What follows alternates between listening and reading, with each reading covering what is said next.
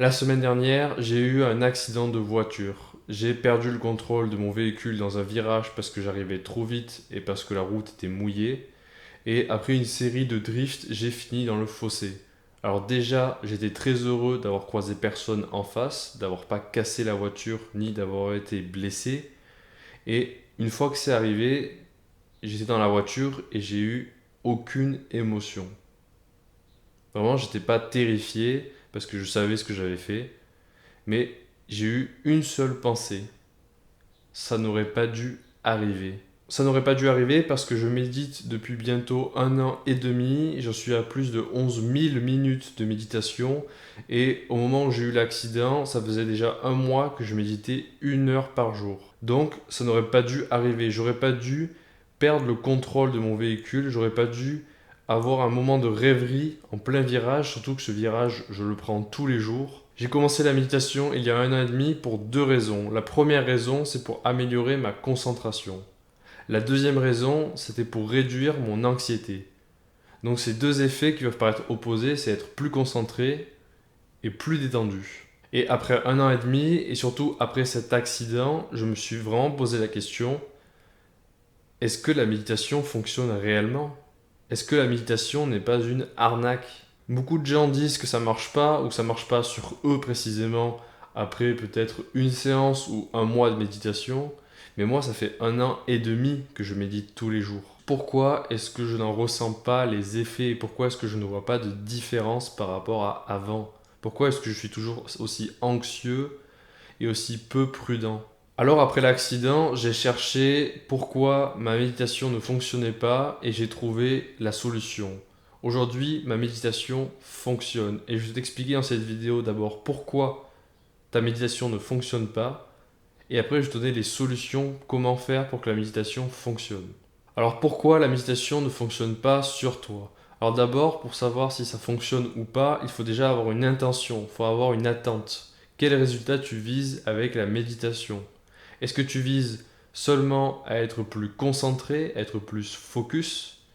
Ou est-ce que tu vises aussi à être moins anxieux, à avoir moins de pensées parasites dans ta tête? Une fois que tu sais pourquoi tu médites, alors tu peux être déçu de la méditation, tu peux avoir des attentes déçues. Mais si tu ne sais pas déjà à la base pourquoi tu médites, alors bien sûr tu ne sais pas à quoi t'attendre, tu ne verras aucun résultat. Donc dans cette vidéo, on va partir du principe que tu médites soit pour être plus concentré, soit pour être moins anxieux, ou les deux. Alors la première raison pour laquelle ta méditation ne fonctionne pas, c'est que tu médites de la mauvaise façon. Lorsque tu as commencé la méditation, tu as sûrement dû d'abord te sentir écrasé par la multitude de méditations différentes. Il doit y avoir plus d'une centaine de méditations différentes et chacun a sa propre méditation. Donc lorsque tu as commencé, comme moi, peut-être tu t'es senti un peu anxieux ou perdu. Alors comme moi, tu as sûrement dû finalement choisir la méthode la plus simple, la méthode la plus classique qu'on voit partout.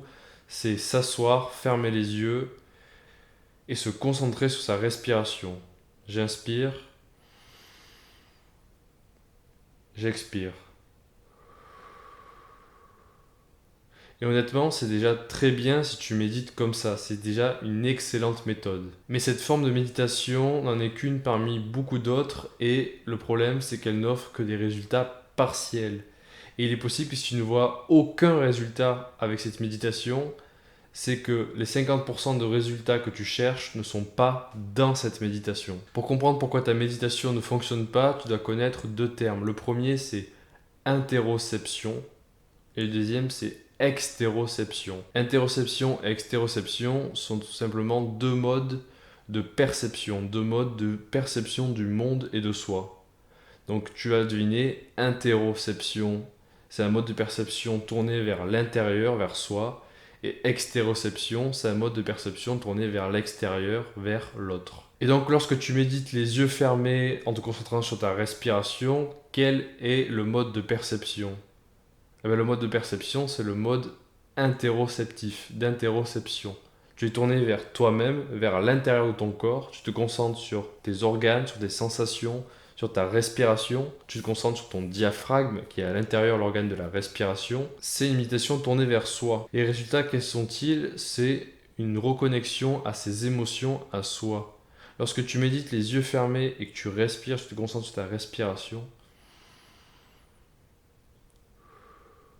Tu t'isoles de l'extérieur. En général, c'est une méditation que tu fais dans le silence, seul dans ta chambre ou parfois en extérieur, mais à un moment de calme.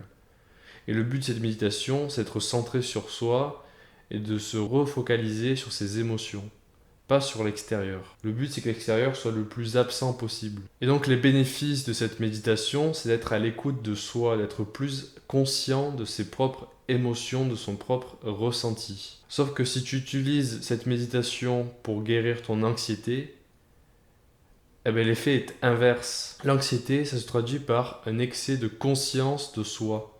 Tu réfléchis trop par rapport à la situation présente. Et donc les inconvénients de cette méditation, c'est d'une part d'augmenter l'anxiété, mais aussi d'avoir une perte de lien avec l'extérieur, ce qui nourrit l'anxiété.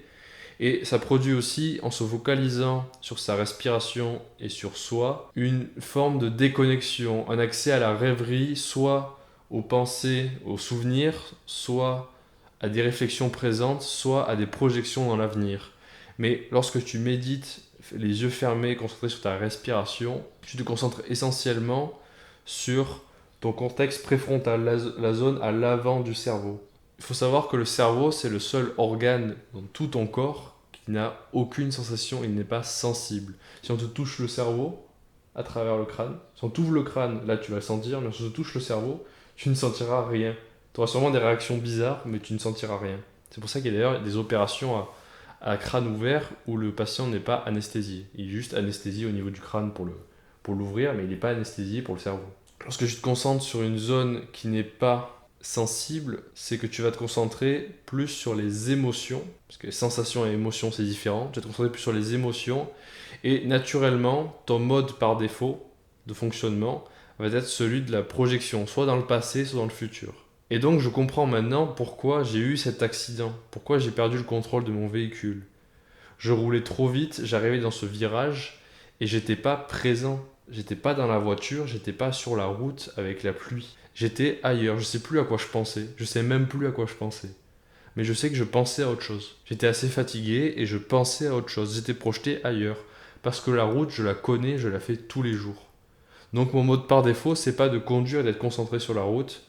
Mon mode par défaut, c'est de conduire sans regarder la route et en pensant à autre chose. Donc tu l'as compris, si tu cherchais à être moins anxieux, ce n'est pas la bonne technique de méditation. Tu te souviens, cette technique, c'est la méthode interoceptive, interoception, la perception tournée vers l'intérieur. L'autre méthode, qui devrait être plus efficace pour réduire l'anxiété, c'est la méthode extéroceptive, tournée vers l'extérieur. Cette méditation, on la voit beaucoup moins souvent et même parfois, on la compte même pas parmi les techniques de méditation, mais c'est la méditation yeux ouverts.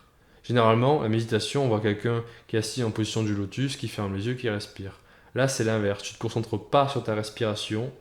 Tu peux être assis en position du lotus, mais on s'en fout ça.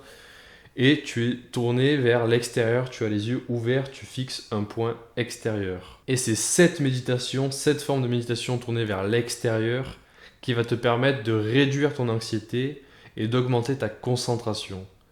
Tu vas te focaliser sur un point lointain, je vais dire minimum à 2 mètres, si c'est 1 mètre, c'est un peu trop proche, mais un point lointain et distinct, significatif, sinon tu vas avoir des difficultés à le fixer trop longtemps. Donc tu trouves un point à focaliser et tu essaies de le focaliser le plus longtemps possible. Bien sûr, tu vas voir que tu vas regarder ailleurs, soit parce que tu auras mal aux yeux, soit parce que tu vas penser à autre chose. Mais le but de la méditation, c'est pas d'être concentré le plus possible comme un sniper de manière continue. Le but, c'est de toujours revenir le plus possible. À chaque fois que ton œil va regarder ailleurs, à chaque fois que tu vas penser à autre chose, et que tu reviens sur ton point de focalisation, par exemple un arbre, ben c'est là que ça fait une répétition pour ton cerveau, ça va te muscler le cerveau. Comme une répétition en salle de sport, un squat. Tu regardes le point, tu regardes ailleurs, tu reviens sur le point. Tu te reconcentres. Ben là, c'est un squat, une répétition de squat. Cette forme de méditation, contrairement à la méditation tournée vers l'intérieur, la méditation interoceptive, cette forme de méditation extéroceptive va te permettre déjà de réduire ton anxiété, mais aussi de développer de meilleurs réflexes. Ça m'aurait servi pour pas avoir un accident. Et une meilleure attention, notamment en parlant à l'autre. Tu vas réaliser qu'avec cette méditation, lorsque tu parles avec quelqu'un d'autre, notamment si tu as une anxiété sociale, tu vas être plus concentré sur les paroles de l'autre, sur le regard de l'autre, et tu vas moins être diverti par des pensées parasites. En revanche, bien sûr, si tu développes ton côté tourné vers l'extérieur, tu vas être moins conscient de tes émotions, tu vas être plus dissocié. Autrement dit, tu vas être plus rationnel, plus stoïque. Alors comment savoir si tu as besoin plutôt d'une méditation interoceptive ou extéroceptive? Il y a un test très simple. Tous les jours, avant de commencer à méditer, tu t'assois, tu fermes les yeux et tu te concentres sur ta respiration. Donc tu fais une méthode interoceptive.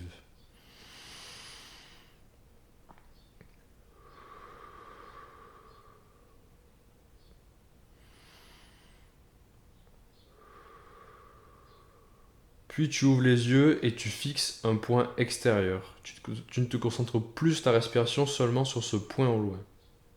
Donc tu regardes ce point. Et après tu reviens à peu près à une vision normale, tu gardes les yeux ouverts. Et tu détermines à peu près dans quelle situation tu étais le plus concentré. Est-ce que tu étais plus concentré sur ta respiration ou sur le point extérieur? Dans quelle situation tu avais moins de pensées, tu étais moins distrait? Et si tu étais plus concentré sur ta respiration, si tu étais plus interoceptif, ça veut dire que tu as besoin de l'opposé, tu as besoin de développer ton côté extéroceptif. Donc tu vas méditer les yeux ouverts. Si à l'inverse, tu avais plus de facilité à fixer un point extérieur, c'est que tu as besoin de te concentrer sur tes propres émotions, tes propres sensations et ta respiration. Donc tu vas fermer les yeux, tu vas faire l'opposé, tu vas fermer les yeux et tu vas te concentrer sur ta respiration. Il faut que tu définisses ton approche en opposition à ton mode de perception naturel. Mais si tu n'arrives pas avec le test à définir clairement entre interoception et extéroception, sache que aujourd'hui la plupart des gens ont besoin d'être plus extéroceptifs. La plupart des gens aujourd'hui sont trop sur leur téléphone, sont trop distraits ou trop conscients de leurs propres émotions. Ils sont pas assez tournés vers l'extérieur, ils n'ont pas assez d'attention. Donc la plupart des gens devraient faire une méditation extéroceptive. Et d'ailleurs, c'est incroyable que la plupart des gens qui méditent, on leur conseille de méditer de manière interoceptive alors qu'ils ont besoin de l'inverse. En revanche, si tu es un homme, peut-être que tu auras plus besoin d'une méditation interoceptive. On sait que les hommes en général sont plus dissociés à distance des émotions, ils sont plus rationnels que les femmes. C'est un fait biologique, il n'y a rien de mal. Donc j'aurais tendance à dire que si tu es un homme assez masculin, tu aurais tendance plus à être extéroceptif. Donc tu auras besoin de fermer les yeux, de te concentrer sur ta respiration. Mais entre nous aujourd'hui, les hommes sont de plus en plus émotifs et je m'exclus pas du lot. On est de plus en plus anxieux, de plus en plus émotif, de moins en moins rationnel. Donc même si tu es un homme, si tu débutes en méditation et que tu vas être moins anxieux, médite les yeux ouverts, tournés vers l'extérieur. Donc une fois que tu as choisi entre méditation interoceptive et extéroceptive, peut-être que quand même tu vas pas avoir beaucoup de résultats. Et là, c'est parce qu'il y a une autre chose à prendre en compte, il y a un autre élément à prendre en compte, c'est tes habitudes en dehors de la méditation. La méditation, c'est pas quelque chose de magique. C'est pas en méditant que tu vas résoudre tous les problèmes de ta vie. Si à côté de la méditation, qui est une excellente habitude, hein, je dis pas le contraire, c'est une excellente habitude, mais si à côté de la méditation, tu manges n'importe quoi, tu manges des fast-food, tu passes ton temps sur YouTube, sur TikTok et tu es addict à la pornographie, alors ça va être difficile pour la méditation de montrer des bénéfices. C'est-à-dire que d'une part, tu auras les bénéfices de la méditation, mais ces bénéfices vont être amoindris par les inconvénients de tes mauvaises habitudes. Peut-être que tu ne vois pas les effets de la méditation parce que tu médites, mais en même temps tu te masturbes. Alors pas littéralement en même temps, mais peut-être que dans la même journée tu médites et que plus tard tu te masturbes. Alors tu auras les effets de la méditation, mais qui seront contrebalancés par les inconvénients de la pornographie.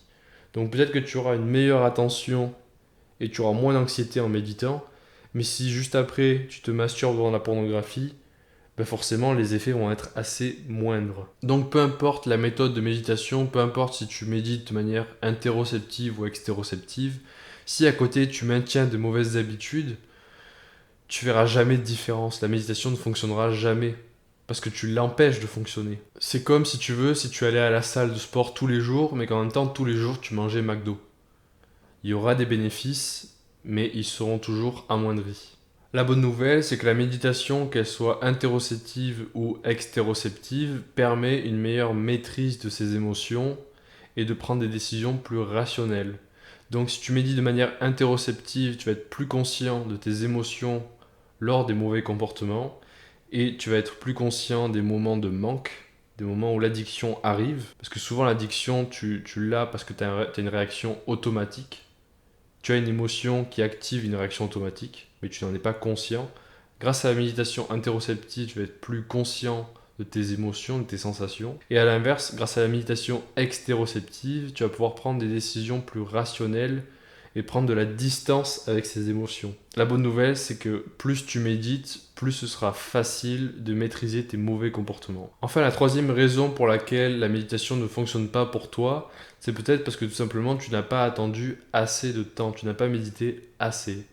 La méditation, comme j'ai déjà dit, c'est pas magique, ça arrive pas d'un coup. La méditation, ça prend énormément de temps.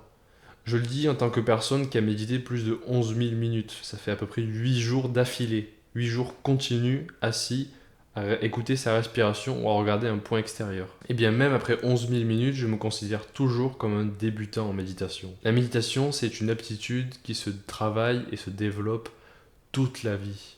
Tu ne deviens pas un maître en méditation au bout de seulement un mois.